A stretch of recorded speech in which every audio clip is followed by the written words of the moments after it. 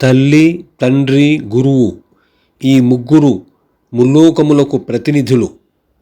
వీరికి శుశ్రూషలు ఉనర్చినచో ముల్లోకములలోని సమస్త దేవతలను ఆరాధించిన ఫలములు లభించును. ఈ ముగ్గురితో సరితూగగలది, పవిత్రమైనది మరియొకటి ఈ లోకమున లేనే లేదు. ఈ ముగ్గురి సేవ పవిత్రము అనగా సంసార బాధ నివారకము. కనుక మాతాపితృ గురువులను ఆరాధించుటయే ఉత్తమోత్తమ ధర్మము. మాతాపితృ సేవలు మిక్కిలి హితకరములు, అనంత శుభ ఫలప్రదములు. అంతేకాదు ఇహలోక సుఖములనే గాక అవి పరలోక లాభములను సైతము సమకూర్చును.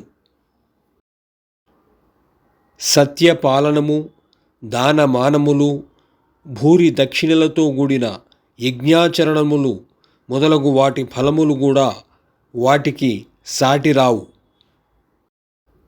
మాతాపితృ గురువులను సేవించు వారికి, వారిని విధేయతతో అనుసరించు వారికి ధనధాన్యములు, వివిధ విద్యలు, పుత్రులు, సమస్త సుఖములు, స్వర్గలాభములు, కరతలామలకములు. కనుక అట్టివారికి ప్రాప్తింపని లాభములే ఉండవు.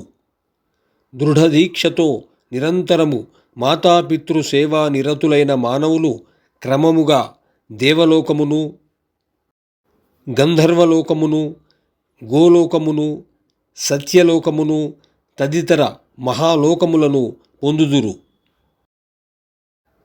సత్యసంధుడు, ధర్మ ప్రవర్తనుడు అయిన మా తండ్రి యొక్క ఆదేశానుసారము నేను ప్రవర్తిస్తాను.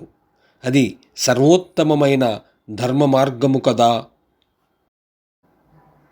అని ఈ విధంగా శ్రీరాముడు సీతాదేవితో పలికెను. ఈ విషయాలు శ్రీ వాల్మీకి రామాయణంలో అయోధ్యాకాండమునందు 30వ సర్గలో కలవు.